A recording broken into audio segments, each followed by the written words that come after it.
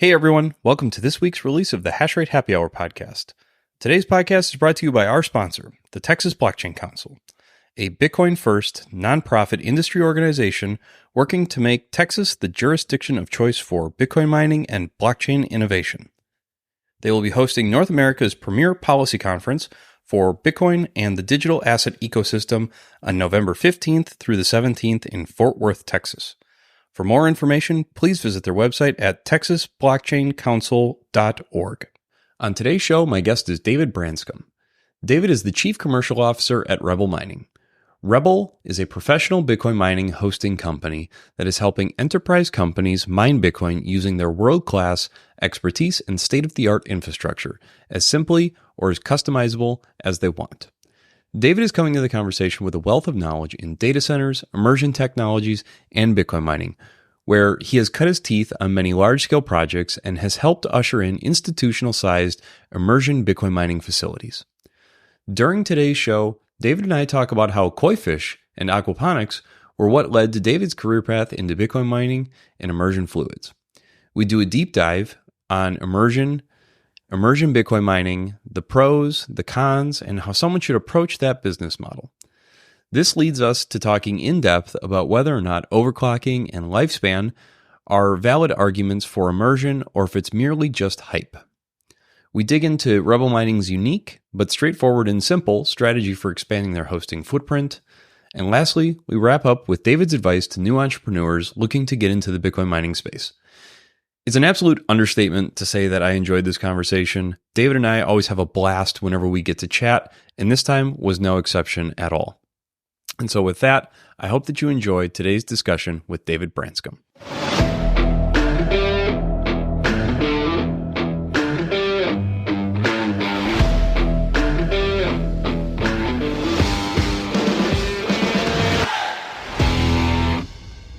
Hey everybody, welcome back to the show. Like I said in the introduction, I'm here with David Branscum at Rebel Mining.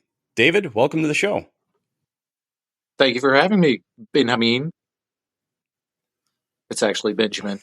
Sorry, I'm in Texas. It's the Spanish coming out.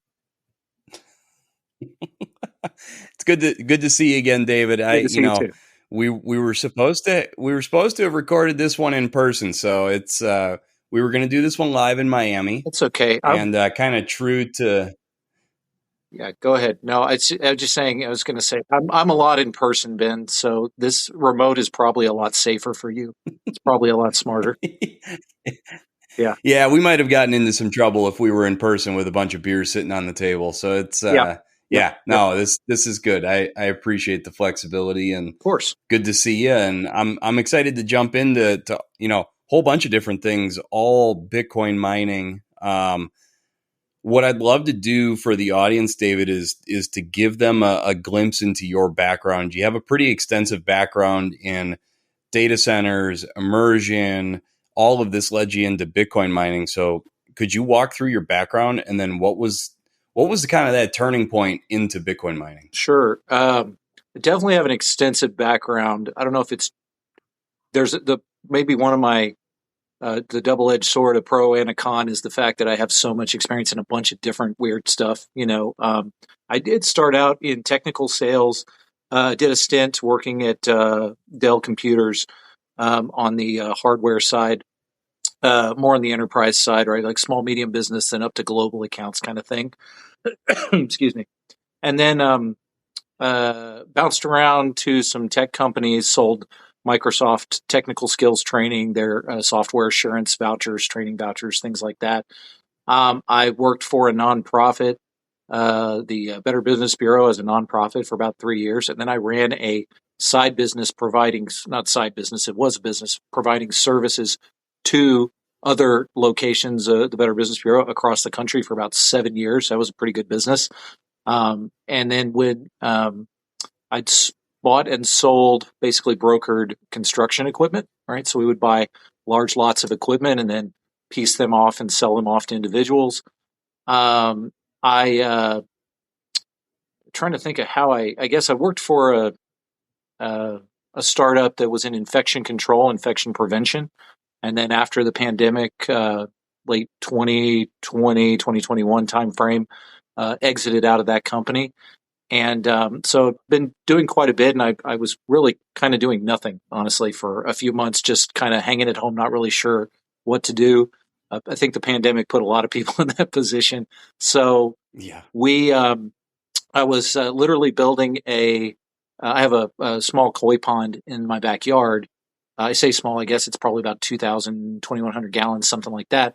And that was koi fish was kind of a hobby at the time. And so I decided, hey, I want to build a raised grow bed. So I wanted to pump the fluid out from one side, use all that good fish poop water, right, to feed plants and see, how that would affect them. I'd seen some stuff online. So I'm developing this pump system. I'm developing a design that includes like a bell siphon, which creates a flood and drain. So I'm just keeping busy trying to do some fun stuff.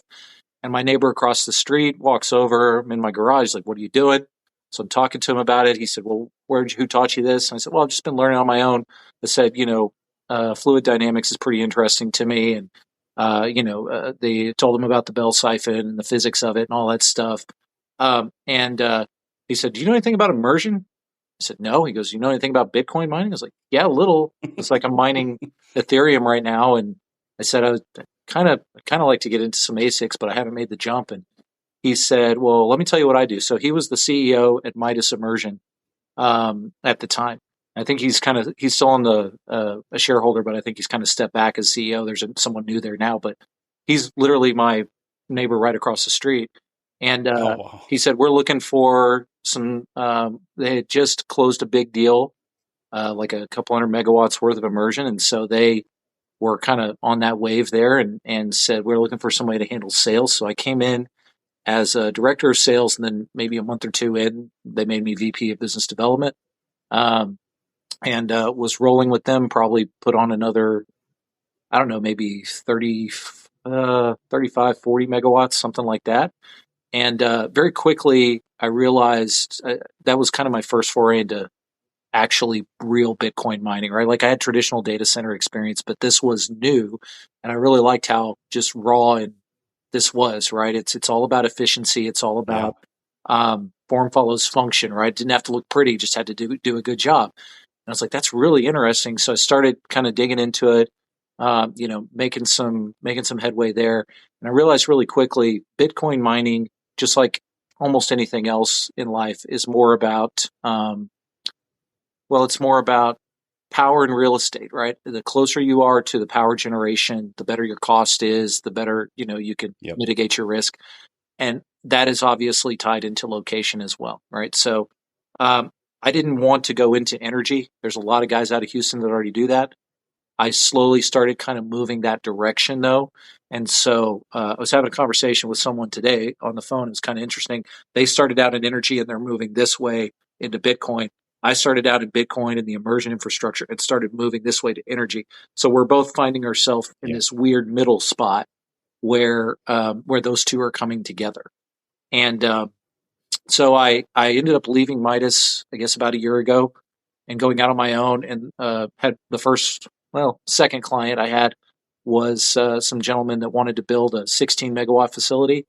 I had never done a complete design on my own, so they were nice enough to and patient enough with me to give me 90 days, and I got the worked with the GC, worked with the civil engineer, worked with electrical, got specs up, got everything drawn up for the land, and then kind of 90 days over, they had a guy on site, handed that over to them, and said, "Here you go," and they were off and running off to the races. I think they just recently did. It was a 16 megawatt immersion solution. They were lucky; they were working with Arctic Immersion in North Carolina. Okay. That and started. So I started working with Stan. He makes some pretty solid solutions, right? It's just a matter of managing scale, and just like everybody new to the industry, properly managing scale and logistics and deployment stuff like that. So then helped Yeah. um, another contact 360 mining, which does off grid gas site mining. Chris Alfano's got some pretty cool stuff he's working on. They we did a couple megawatts of immersion there. So worked with Stan to get that set up and done. And then, and in the meantime, kind of during some of this, I was cleaning up some messes. I won't say specifically who, but some other immersion companies that had, their design was pretty good, pretty close, but just Yeah. wasn't working up to snuff. So I redesigned some water loops on some dual loop systems, cleaned up a couple of just kind of messes basically, and got them up and running to where they'll at least operate at 100, maybe 105% on an overclock kind of scenario. Just basically trying to save people that investment, right? Yep. And did that. I guess had about 3 kind of messes, and I was actually getting more inquiries, and I was honestly getting a little tired of it. It's kind of I'd rather work with somebody that's got a very clear cut Yeah. business model that it can execute and knows what they're doing. And this on my own thing is fun, but it's it's stressful. And right about that time, I met Neil. Well, I'd already known him and met him a couple times. I had a conversation with Neil Galloway, our COO. He said same conversation that Midas said. Hey, we've got 2 good sales guys. They're young, they're hungry, they're good. We just want a little bit of maturity, a little bit of experience. And it took Mm-hmm. me all of a weekend calling around and checking up on them to find out that, I think these guys know what they're doing. I can trust them. And even the people that were kind of mad that, Neil left previous companies, they still didn't have anything bad to say about him, kind of thing. And so it was a really, I like the team. Our founder is, he's a Chicago guy. He doesn't mess around. He's like, hey, let's get this stuff done, kind of thing. And I like that attitude, right? He holds me accountable. And if he says he's going to do something, I don't have to worry about it. It's going to get done, kind of thing. Yeah. So that's how I got dragged into all of this. And our model there is pretty simple. We're just bringing up sites fast. Somebody signs a agreement with us, we're going to, even if we don't have a site, we've already got a site lined up, and we're going to break ground. And in 60 days, hopefully, unless, weather permitting, stuff like that, we're going to have miners energized, right? And so it's just a very clean, very simple, very straightforward process. We just want to simplify that and make it easy for anybody who wants to get into mining, or if they're already there, we provide a white glove service that enables them to, basically expand their hash rate as fast as they want. That's fantastic. We will dive deeper into Rebel mining because I do want to get into that. I really do like the business model. I have to bring you all the way back to the koi fish. Yeah. So it's I am blanking on this. I actually went through the same journey of, it's not hydroponic. Aquaculture. Or is it hydroponic? Aquaculture. Yeah. It's been a while. Yeah. But during the pandemic, I got all into that too. It's just hydroponics mixed with the fish. Yeah. So I actually bought the big IBC tote, cut it in half, and had the rack on top, and I had everything down in the basement, and my wife looked at me and she's like, I don't think that, because I'm in Minnesota, so it would freeze if I had it outside. She's like, I don't think you're putting, 30 gallons of water down in the basement like that. Yep. So yeah, I got super deep down that's fascinating. That was the catalyst for Bitcoin mining. That's awesome. It's fun. It's stressful too, because we bought all these really gorgeous fish, and we got all into them. I mean, I learned all the different breeds. I learned, all that stuff. We had names for all ours, and for like 2 or 3 years, they were great.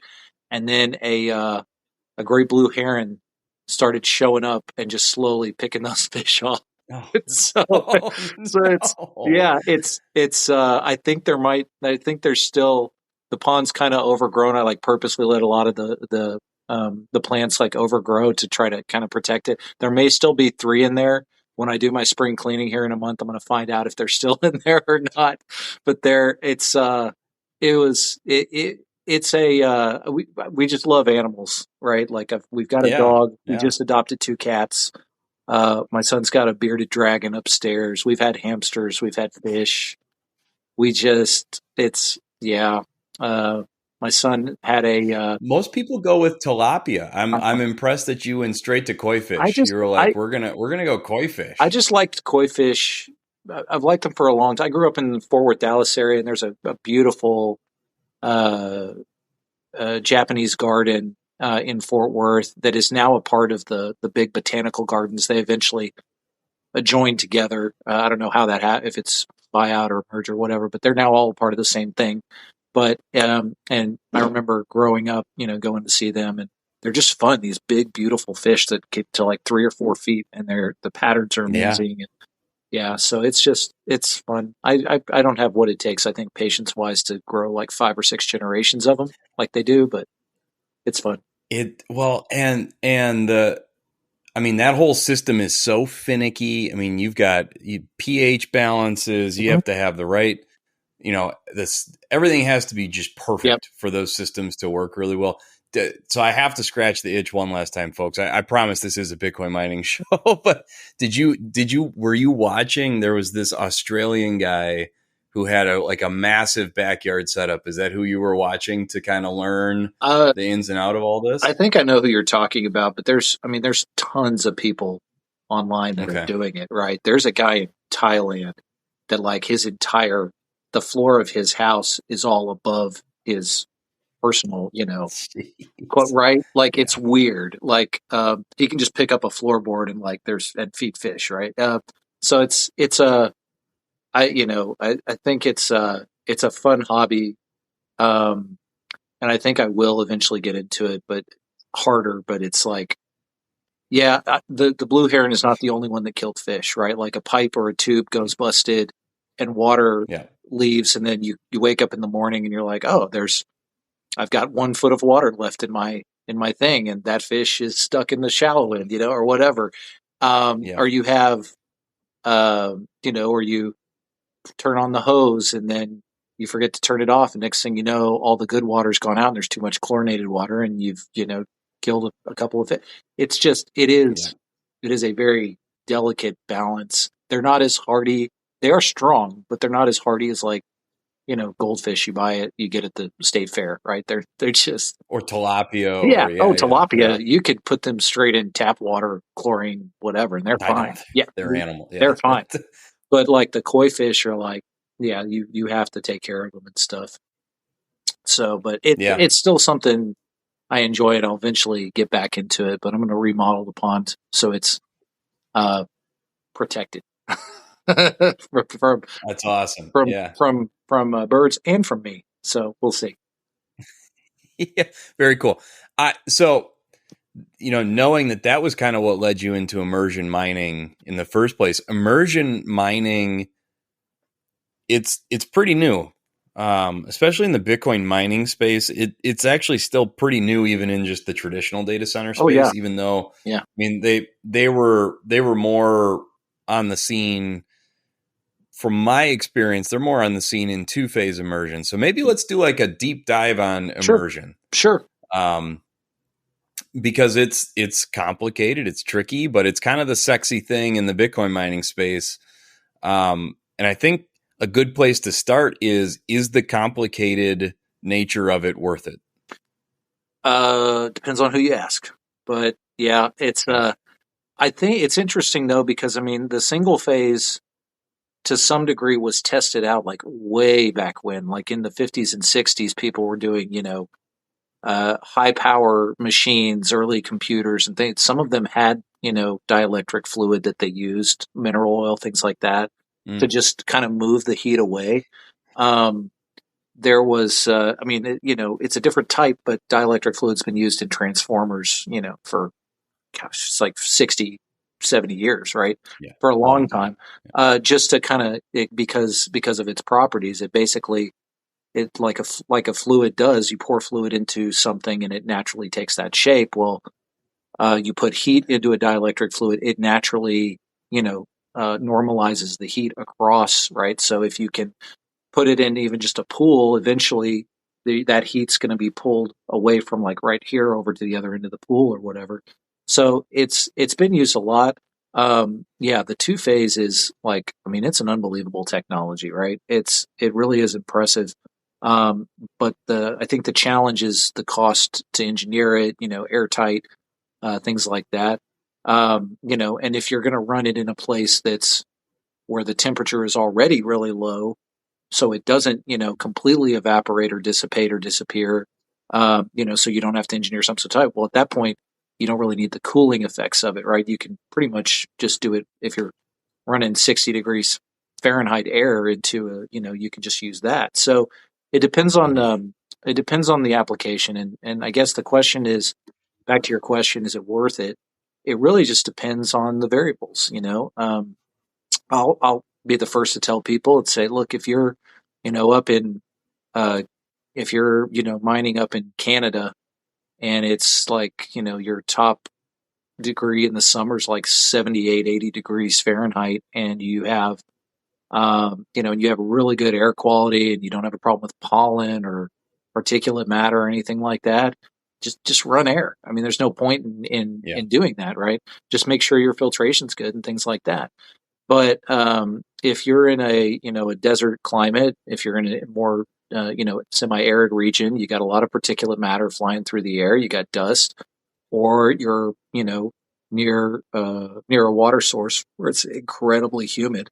And I have this conversation a lot with people. You can get away with like a water curtain in an air cooled facility as long as the air quality is good, and you can Okay. get, you know what I mean, and you can get along with just air without as long as the temperature is low and the humidity is low.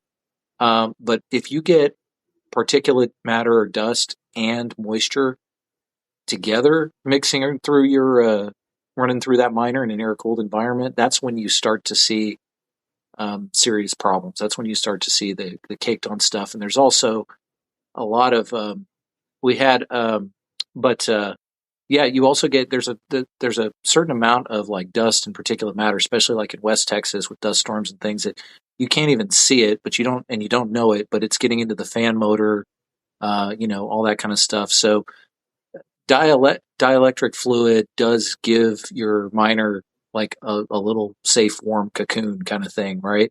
It does eliminate moisture.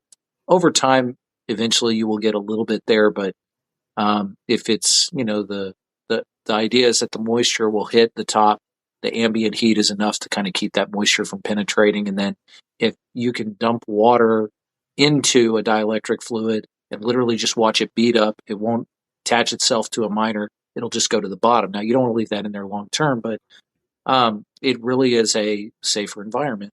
Then the other side of that is people would say, okay, well, if you can overclock, right? It is more efficient to use dielectric fluid, but the question also becomes, okay, if I'm using S9s or I'm using miners that are 1,000, 1,200 bucks a piece, overclocking them even 25, 30%, you take out the percentage of the number of miners you don't need to take advantage of your power. Whatever that cost is, you compare that with what the cost of your per megawatt, immersion is. It's really simple math. If it doesn't pay for itself, it doesn't make a lot of sense, right? Just financially, if you're just looking at it strictly from a capex standpoint, so capital expenditure standpoint. So I feel like it's kind of a yes or no Yeah. question, is or isn't question. It just depends on how you're going to mine, what you're going to mine. Do you want to overclock? Do you not? And that all comes down to what your power cost is. And so it really just depends on what your operating expenses are and your capital expenses are. Put those together. Sometimes immersion makes sense. Sometimes it doesn't. Yeah, I really appreciate the nuanced answer. I'm finding more and more I'm running into people who talk about immersion and they're just zealots. I mean, they just you can't convince them that Yep. immersion anywhere in the world is not the play. And a Right. lot of them lean on the overclocking and the lifespan of the hardware. Sure. I mean, do we have data to show that it really does increase the lifespan? And I only ask because I know that some of the fluids actually eat away at the plastics in the power core. I mean, it Yeah, nibbles away at the silicon. Like it, I mean, there's all sorts of stuff that happens in those fluid baths. sure. Is the lifespan thing a valid So argument there? I think it's valid. We don't have like what I'd call a comprehensive study. I have seen one or two that are not like public knowledge, that are basically all they are is like fluid compatibility tests, right? So they take a bunch of different types of um, you know computer components, basically ASIC components individually, and set them in, let them soak in this in like a humid environment, and they warm it up to about that, heat the fluid up to about 120 140 degrees Fahrenheit, and then just see how the components react, right? But that's just testing. That's not like a live testing. And really, we're so early in this. Number one, we don't have enough time and what I'd consider a large enough subject to make any kind of real call on that. um, and two, you'd have to get everybody who's doing it to share their data, which right now, I don't blame them. Not a lot of companies going to want to share all of that stuff. And so those two things would have to happen. There are some studies out there though, Yeah. from like, I want to say the 78, something like that time frame, where they were just studying regular computer components, right? They were doing like early benchmark testing for a number of different chips and mostly processors and things like that, right? And then some RAM. Hmm. But all they were doing was testing components against heat changes. And so you can kind of take a 1 + 1 = 2 standpoint on this, right? Is the immersion going to help them? Well, we do know that any kind of computer component, whether it be silicon or metal, is going to swell when it heats up, and it's going to contract when it cools, right? That's just the nature of physics. So we know that and we know this from just even your basic home computers, servers, high power Yep. compute, hyperscalers, stuff like that, that the more that heat and temperature changes, the more damage it does, because swells and contracts, it swells and contracts, it swells and contracts. Well, over time, that's one of the reasons why over time, you need a hash board repaired. If you have you have a chip that's just, it's not working on that board anymore, or you have a heat sink that all of a sudden just falls off. A lot of that is just because of the temperature changes. It's up and down. So with immersion, your goal is to Yep. um, normalize that temperature. Whether you're overclocking, underclocking, pushing right at 100, doesn't matter. You just want that, whether it's below freezing, or you know uh, below freezing, or 65, 70 degrees Celsius outside, right? Whatever it is, you would you're just going to, that miner is going to stay at whatever operating temperature you've designed the system around. So we know that it affects computer components and the same type that use the same type of materials in ASICs, and we know that immersion normalizes the temperature and keeps it steady over a long period of time. Those two those two together, 1 + 1. I think it's safe to theorize and say that, right? But I don't, and I know there's probably people out there a lot smarter than me that are working on, putting those Okay. types of models and things together. I know Brains Yeah. has done a little bit of studying with it, especially where theirs is more on the overclock versus joules per terahash efficiency kind of viewpoint. But it's still very similar. If they can maintain that temperature for long periods of time, it's pretty safe to say they're going to last. The real question is not, are they going to last? Because the S9s have proven they're going to last even in air. The question is, are they going to remain profitable? That's really how all technology moves. Yep. Is something going to come along that's more efficient, or that's better at that process, and replace it? That's the Yeah, thing. I completely agree. So I understand what you're saying. It's more of an extrapolation of, like you said, 1 + 1 = 2. Time will continue to show us, Sure. the people that are willing to release the data. So I'd be curious, because I am curious about the long-term performance, the longevity of the machines. Will that be increased from this? Because I'm in the camp that believes we're kind of at the bleeding edge on silicon technology, chip manufacturing capabilities, and I think we're going to see marginal efficiency increases. Mm-hmm. Whereas like the last halving, I mean, you were seeing like leaps and bounds in the technology. The hash rates were going from like 20 terahash machines to 70, 80. Sure. I mean, there were huge leaps there where Sure. I think we may not see that. I don't know. So I I'm in that camp. Yeah, there's two schools of thought on that. You've got the idea that, okay, there's always, as long as it's profitable, there's always going to be somebody pushing the bounds of that and trying to, do that. But then I'm a big fan of Peter Thiel's book Zero to One, right? And he talks about how people assume technology is going to continue, but it really doesn't, right? I mean, we had the dark ages and bad things happened and nobody made anything, right, for a long time because of the plague and some Yep. other things, right? So it really just depends on, it does depend on, it does take people, right? It takes the people that are on that edge that are willing to walk and push that envelope to continue. Um, I mean, I know at least even in this bear market, there's a handful of people that I've talked to that are trying to push on that chip level, right? Some of them want to bring chip manufacturing to the US. Some of them are just pushing for new technologies, smaller nanometer chips. The smaller the chip is that still operates on the same efficiency level means it'll do the same thing, just less power, right? So it is Yep. possible. Um, but I think you're right. I think an argument could be made that we're not going to have as big a leap and jump. That is typical of technology, also, right? Like you can only double cores so many times in a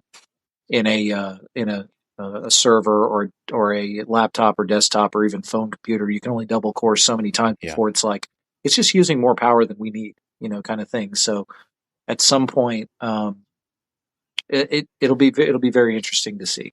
It's like photovoltaics are the same way, right? I think solar is great, but somebody needs to design something that's like 3 or 4 times more efficient to really make it a viable source of energy for us. So We'll be right back after this message from our sponsor. Support for this episode comes from Sunnyside Digital. Are you ready for the next Bitcoin bull run?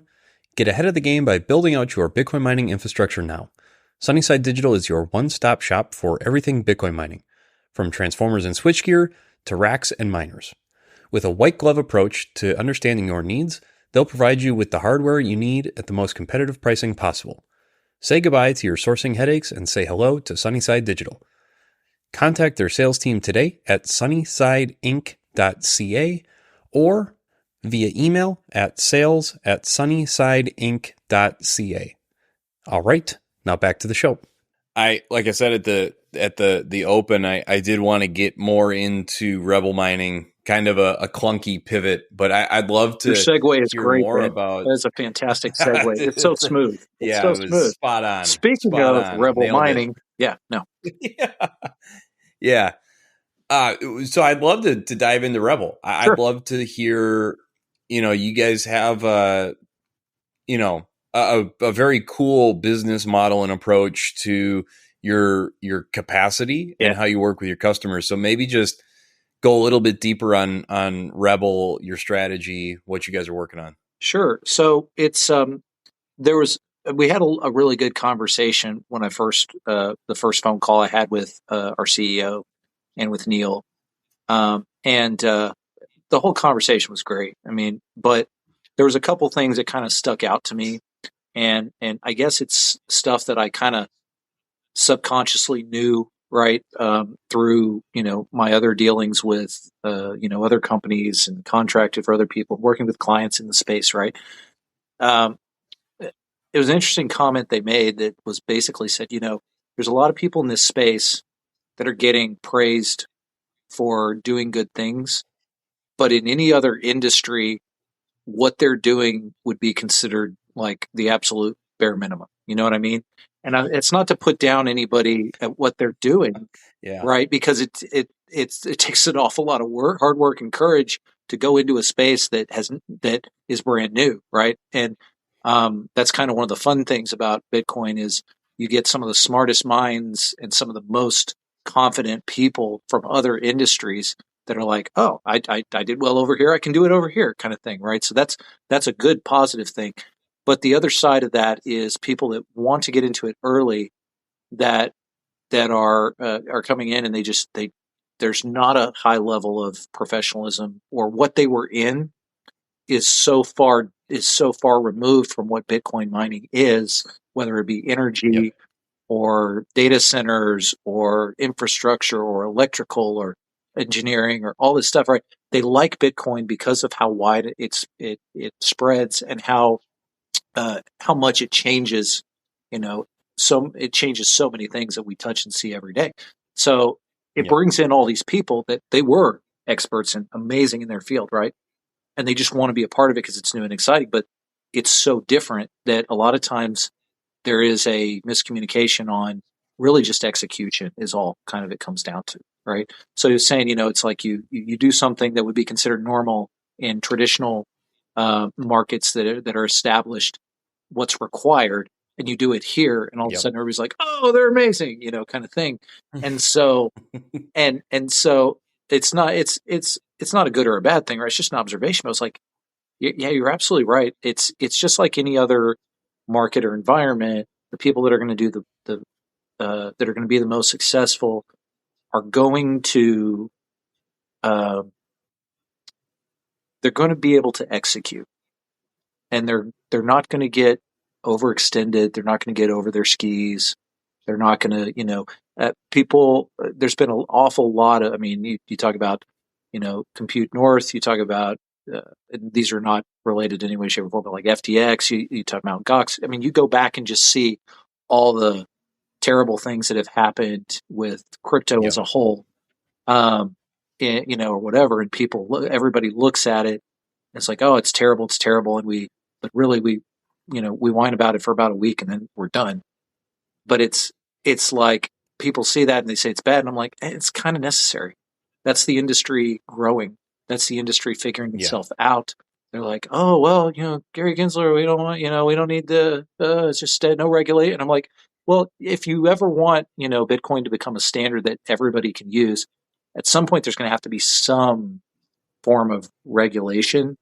the That's right. I'm a bit of a libertarian, right? I don't want them telling me to do anything, but but there's a lot of people out there that won't touch Bitcoin until they feel like it's kind of generally accepted by the government, and that's fine. That's their viewpoint, right?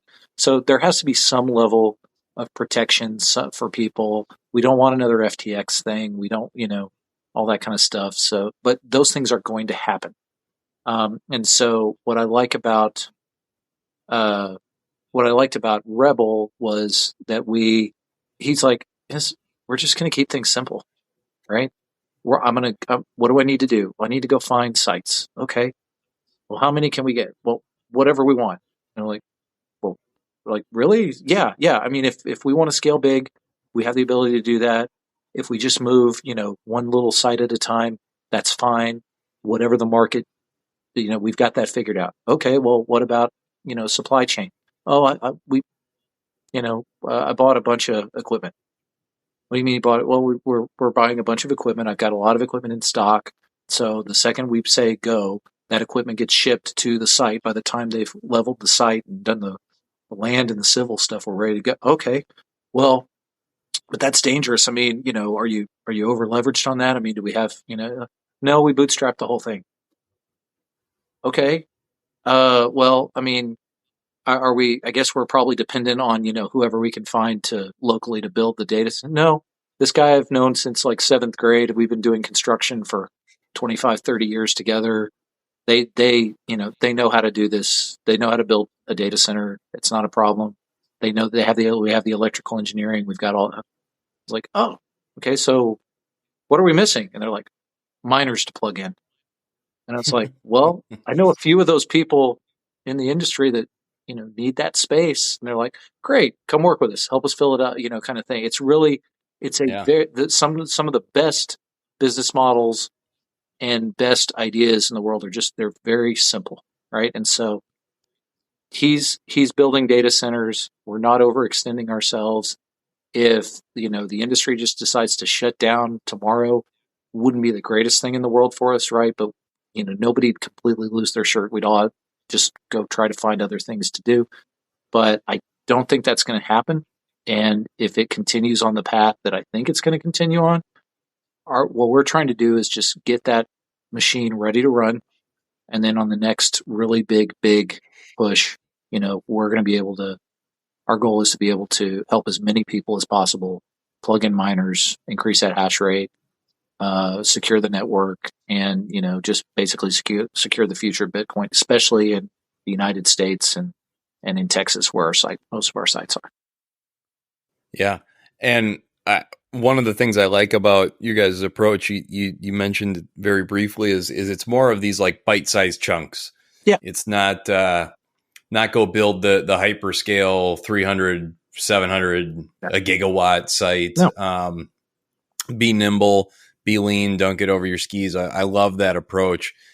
When you guys are sourcing the power for these little, and I say little, I mean 25. I know, right? Megawatt. Yeah. I keep accidentally saying microsites, and it's not a microsite's like 400 or 500 kW in my opinion. That's like a shop, like a small workshop. I know. Yeah, 24, 8 to 24 is kind of the sweet spot.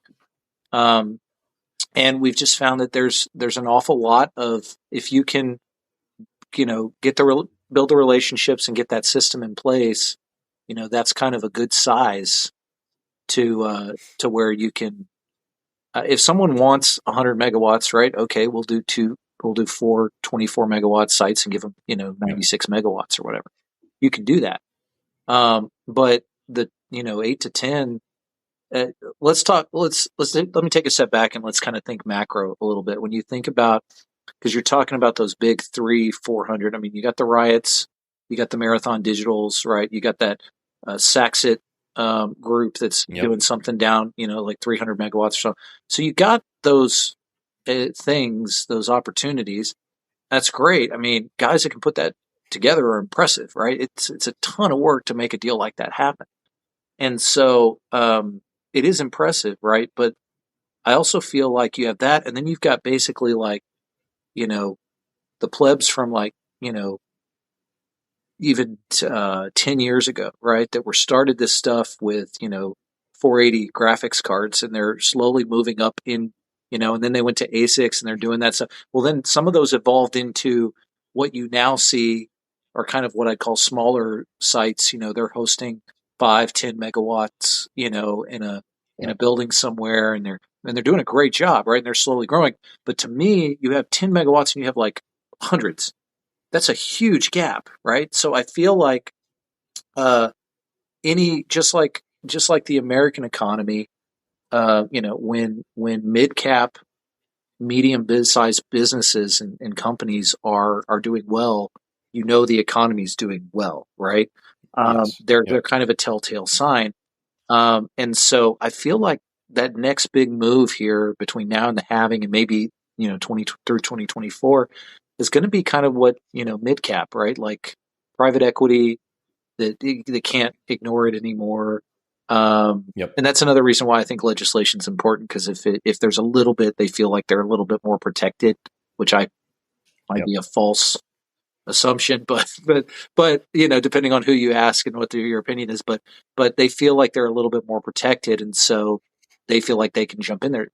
So like small family offices that have a group that's putting together 10, 20, they can do $100 million deals. They're not billions and billions, but they're $100 million could get you a lot of mining. And so if we can be ready to cater to kind of that medium ground, and those smaller guys could also, when Bitcoin increases, they're going to have higher demand too, and they're going to move up this way. And if they can't build that infrastructure or have that, if we're there ready to provide that, well, then they can just aggregate, the more retail clients, pull them together, and then we only deal with that one. That's where we want to sit. I kind of want to be, small, medium to large business.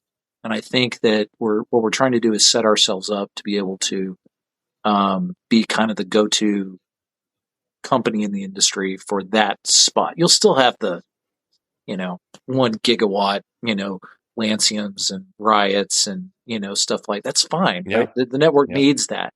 But I feel like the beauty of Bitcoin is anybody who's willing to take that initiative and take that risk and put their money in, can benefit from it.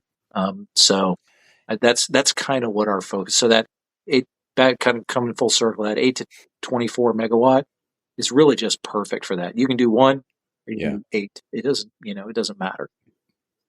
Yeah. Yeah. It's, I really do also share in the belief that there is a large gap and a lot of room for that mid tier in terms of size and scale to step in in a professional way. So it's exciting. How are the conversations with the power companies when you guys are approaching them about this? So predominantly in Texas, which I would guess you're predominantly on ERCOT's grid. Mm-hmm. Um, so how do those conversations go? Are you guys like going in talking about Bitcoin mining right out of the gate, or is it data centers? Like, I'd love to hear the approach for the power companies. Sure. Well, I mean, the good news is I've got somebody, that our parent company is the one that handles all that. Right. So the good news is I don't have to have a lot of those conversations. I can get up in the morning, plug in, start having conversations with people, knowing that our power is there and we've got the price. So I've got a good product I can put out there to people. So that is immediately eliminates a lot of stress, right? Um, I think all it really comes down to is just finding, having those relationships and knowing that we're not going to overextend ourselves, right? So if we get signed up on a site and we start buying that power, right? They know we're going to take care of it, right? We're not overextended. We're not coming and taking off big, massive chunks where you either win 110% or you lose by -30. It's not. Yeah. That's I think the key, right? Some of that is just um, some of that is just the way we've chosen to take smaller chunks, right? Smaller bites. So that's one. The second is also really just finding the right kind of opportunities. I mean, um, I hate the phrase, I hear it a lot. It's like we're still early, right? But really, when it comes to the network, especially from an infrastructure standpoint, we are still early. People don't understand, not just in Texas but in the U.S., how much energy is not just available, but it's also really wasted. We don't have an energy production problem; we have an energy distribution problem. Yep. So, Yep. if I go to an energy company, or not a let's say an ERP or a rep or a retail energy partner, or whatever, and they're saying, okay, we're producing and buying this power from power generation, and we've got to distribute it. Well, right now, if we sell it to the homes and businesses in this area, we're going to lose 15 to 30% of the power that we buy, right? Because you have to buy it and it has to be turned on, and then you lose some of it during transmission, you lose some of it during, non-peak times. It just disappears. It gets grounded and goes into the ground, it disappears, or it dissipates in heat through the air, right? So if Yep. you're a business owner and you're like, hey, I'm doing 100% of the work, but I'm getting paid 65% of the money, right? If someone comes along and says, we'd like to buy that other 35% from you. Oh, and by the way, when you need it for other things, we'll turn off. We don't care, Yep. right? Kind of thing. I, it makes good financial sense. It just does, right? We're not wasting energy. That energy is being made anyway. It's just disappearing. So you either let it disappear or we buy that energy from the providers. They're able to profit more off of their energy, and they are able to use that money to further expand, strengthen the grid, upgrade infrastructure, and maybe down the road figure out a smarter way to distribute power in a way that we don't lose 15 to 35% of it. through transmission, right? Yep. I don't know what that is. I don't know if it's batteries. I don't know if it's a different type of transmission. I don't know. But I know that Bitcoin mining is a way to enable that kind of innovation way past, what we're actually doing, even just through Bitcoin, which in and of itself is an amazing innovation. So I Yeah. think I think it's just getting the right people to understand that. And the good news is when you walk in and tell somebody, "Hey, we're going to increase your profits," you got a good ear automatically. I think that's what, and so that's what I really don't understand about the whole Bitcoin narrative that it's not about the energy and the conservation. It's about the fact that we are doing something good that other people have tried to do and couldn't figure out. That's one. And the other thing is just, we just don't like all the attention. We want the attention back over on us. So Bitcoin's bad kind of thing. And that, Yeah, yeah, I think it's a little bit of a laziness thing too, which is why they just slap easy clickbaity things on it, sure, like it's bad, it's consuming too much power. sure. And Yeah. one of the things that I really want to do is get a better understanding of the incentives around like wind farms Hmm. and these solar farms. I mean, there are industrial sized and scaled wind farms and solar farms that the amount of curtailment that they have to dump is unbelievable. And my understanding of it, not an expert, I'm hoping to talk to more people about it, is that they are running those types of generation assets for credits from the government. Yeah. And the government is subsidizing and giving credits for running, even though it's not needed. So it's this like Yeah. kind of sick incentive mechanism. Hmm. Yeah. So it's It's, fascinating to me. it's, Yeah. it's, yeah. So, I mean, the bulk of that is American taxpayers basically paying for that, right? We paid for it.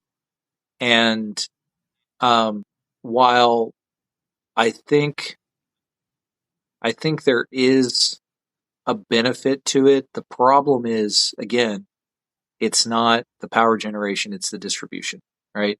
So where we have to Mm-hmm. put a wind farm or a solar farm, uh, you know, to make it work, and some of that is, physically, geographically, where it has to be, and then some of that is just, you know, um, we're not going to put, a big wind farm like too close to an airport, right? That's not smart. We're not going to put, we're not going to. And then I'm like, well, I don't want, big power lines and big giant turbines. I don't want to walk out my back porch and, not be able to see the sky kind of thing. Some of that sentiment is there too. But it's, I, the amount that we've built is really kind of staggering. And the amount of energy it produces is actually good. Like the amount of energy it Yeah. produces Yep. would move the needle if we could actually connect it in a meaning and transmit the power in a meaningful way. The problem is right now, like I remember seeing the statistic where they keep talking about, well, it's like we've spent all this money on this and it hasn't even moved the needle as far as energy production globally or especially just specifically in the US. And it has and it hasn't, right? It depends on how you look at it. The amount of energy that's produced there is significant. The amount of energy we're Yep. actually getting to use from it is not significant. So that's the challenge there. I would think that a government that has subsidized all of this, right? Um, and that's a whole other call. That's a whole other talk if we want to have. Yeah. Yeah. I almost made a left turn down the Capitol Hill rabbit hole, and that would have been negative. Yeah. We're not going that. I'm coming back. I'm backing up. But Yeah. I would think that a government that has put that much money and effort into it would just be chomping at the bit to have Bitcoin miners set up underneath every single wind turbine in the U.S. I would just I would think that. But it's a political game. There's a lot of parties there and stuff like that, and a lot of people that don't want Bitcoin to succeed because they lose some power there. So it is a challenge, but I mean the opportunity there for Bitcoin miners is huge. Whether it be solar Yeah. that's out in the middle of nowhere, whether it be wind, Um, but I mean, we still have places, in the United States that are in the middle of nowhere, dry deserts where, I mean, we could go pump oil and gas for, I mean, just ridiculous amounts of oil and gas, right? And not even Yep. make a dent in some of those areas uh, with Bitcoin mines. And right now, it's cheaper to drill a well than it is to put up one of those wind turbines. And you're probably going to get. We have the geology and geologists to actually tell us to say, well, here's what the curve looks like. Here's what it is. We can more accurately figure out. Okay, this is how much power we're going to have. Wind only works typically. It's most of it at night. And then solar obviously only works during the day, right? Gas Yep. and oil will work 24/7, right? If you're pumping And yeah, when you want it when to. you want Yeah. it to. So there again, like I said, with solar or anything else, somebody's got to really come up with a realistic, solution for battery or something that allows us Yeah. to do that. When you're looking at wind and solar, you're literally looking at, again, the power you're going to lose, right? So you're saying, okay, well, if I have enough solar to produce 100 megawatts, which would be a massive solar farm, right? But 100 megawatts, Yep. I can really only mine with 33 megawatts because I'm only going to I can mine with 33, and then 33% is a loss of efficiency, and the other 33% is charging batteries. And then I run off the batteries at night, and then that whole cycle starts all over, right? So it's just a matter Yep. of efficiency. Yeah. Is Rebel working with any renewable sites, any renewable generators? Well, yes and no. So all of our sites are on grid, right? We like to go. I mean, we do have a couple of spots where we're vertical, where we actually own the sub and stuff like that, right? So we're buying Okay. power from a producer, but all for the foreseeable future, it'll be grid connected sites, right? Now, so what that, but we'll go wherever, right? So if I've got a wind farm that's got a sub close enough to it, that's where we'll go. Right now, the mix that we're at, I think, in that area is, mostly we're in that kind of triangle, that Midland Odessa area, right? West Texas, the Yep. Permian Basin. So I'd say about 2/3 of it is probably, it's about a third, a third, a third coal, um, coal, get natural gas, and then the other third is mostly wind, and then there's just like tiny little, bits and pieces of other Okay. stuff. So that's where we're at. But again, it's like I'm kind of agnostic. It's like if the power is there and it's good, it can be biogas, it can be coal, it can be natural gas, it can be um, solar, it can be I don't care, right? It can be hydro. It doesn't matter. Yep. What we just want to do is we want to find a good reliable site where we can deliver 95% uptime even in that harsh Texas weather. That's what we're shooting for. Awesome.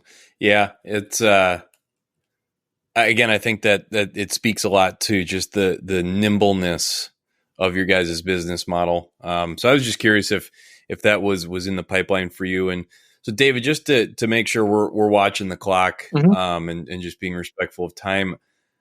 One of the things that I like to ask my guests is if you were to give some advice to young entrepreneurs looking to get into Bitcoin mining, what kind of advice would you give, or just from your years of experience, what would you say to someone looking to get into the space? I just have to get really serious, look them in the eye, and say, "Don't do it. Don't do it." No, no. It's we're talking about the us. I have this conversation quite a bit, right? People are like, "What do I do?" Um, Yeah. and I'm thinking to myself, well, "That's really funny. You think I got it figured out. I appreciate that. It's very flattering." Um, it's very very flattering, but no, I don't. I don't have all the answers, but it's been, I mean, the last few years has been, very just, purely transparent. It's been very stressful, right? I've moved around uh, a lot, and you never know, where you jump if that's going to be kind of the place you stick, right? you're Yeah. optimistic and you're hopeful. And so first off, you got to have that kind of attitude, right? You have to be, um, you know, uh, you have to be a little crazy and, compulsively positive, even when things are bad, but that's true about any kind of entrepreneurship. Um, I think it's really, so let me give you kind of a little anecdote on that. So I had finished up a couple of projects like just 6 months ago, right? And I was done. And I thought to myself, I don't really have another project like lined up, right? Eventually one Yeah. came through, but it's real easy to be like, okay, I got to clinch up and I got to go into survival mode, right? Like I'm not spending any money. I'm not going to any conferences. I'm not doing any, or whatever, because you've been there before where you're like, spent money in it, I put forth effort and nothing came of it, right? Um, Yep. One of the things I just tried to keep doing is no matter what, throw your feet on the floor, get up, be active, go for a walk, go to the gym, whatever you like to do to kind of move around and keep going. And then, basically just stay connected and show up, right? Just keep showing up. Um, it was for us, or for me personally, it was, Texas blockchain events. I was lucky enough to have some good friends that are in the mining industry. They're not just, business associates, but friends, true friends. And they're like, "Hey, we're going to do this. You're going to come." Like, oh, okay, kind of thing. It's like you need to be Yep. there. Where Yep. is he? Where are you? Why aren't you here? Kind of stuff, and holding that accountable. So, just keep showing up until you make those kinds of contacts and connections. And it's not like they're going to, just automatically, save you or whatever, right? But you never know when you. I mean, the chat I was having that led to this job, I wasn't even having with Neil. He was literally, his back was to my back. He was having a conversation over here and he overheard my conversation where I said, he thought I was Yeah. full time at that last gig. And I said, oh, no, I'm a contractor. I've done some design work and I've, brought a couple projects their way, but I like what I'm doing, but I don't know if that's where I'm going to, stick around or end up long term. I don't know. We'll have to see. And then it was a week later that he's like, "Hey, overheard your conference. I was eavesdropping in," kind of thing. It's just keep showing up. And then the other Yeah. part of it is just never stop learning, right? Like, I mean, my family makes so much fun of me because it's like no matter what the conversation is, somehow I always manage to turn it to Bitcoin. And it's not, it's like my family's normies and I'm not. So it's one of those things where I'm obsessive about it. Like I enjoy it so much, whether I'm making money on it or not, whether I have a job or not, I'm going to keep learning. So during that short period when I didn't have a project, I talked to the other people I knew in the industry. What are you guys doing? What do you need? Oh, you need generators because you're going to do a gas site. Okay. What do I know about generators? Nothing. Let me see what I can learn. And then I just go online and I'm trying to understand, you know, how how a genset is built, right? Can you actually wind those coils for 415 instead of 480-volt power? It's like this, I didn't even know I needed that question until I did some studying. So it's just I just no matter what, I always want to watch a podcast. I always want to listen to somebody doing something different than me. I'm very intrigued by the political side, Satoshi Action Fund, Texas Blockchain Commission, Yep. Yep. Council. I'm very intrigued by some of the thought leaders in the space. Chris Calicott over at Trammell Ventures, because I don't do that. I'm not in. I don't do venture capitalism, right? So it's venture capitalist. So it's like that those things that I don't know, right? Natalie Smolinski, right, is probably one of the smartest people I've ever heard talk, right? If they're on a podcast, any of those people are on a podcast, I'm going to listen to them because it gives me another dimension of what I'm doing.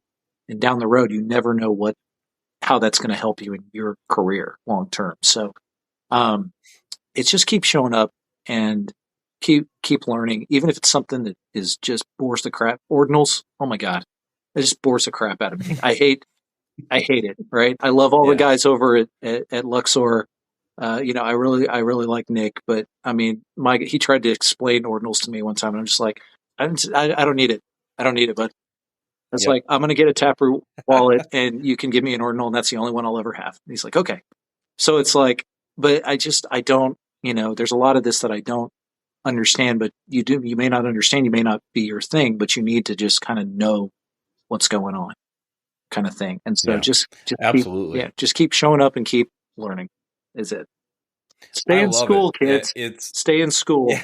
Don't do drugs Yeah. and stay in You school.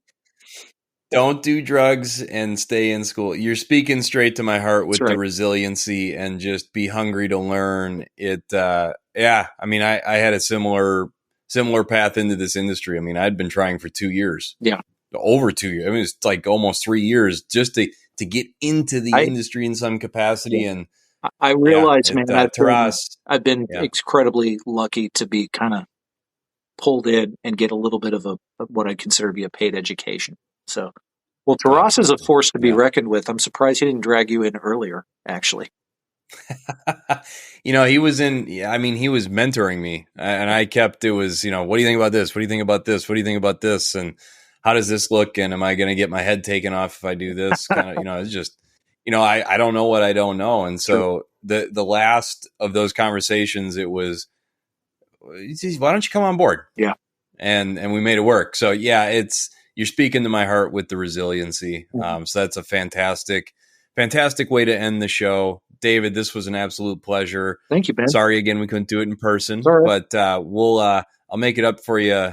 I'll come down to Austin and we'll share beers in person soon. Anytime. And barbecue. Barbecue more than beer. And Barbecue. barbecue. Yep. Yes. All right, All man. right. Well, David, you take care. Thanks, you too, Ben. Good to see you.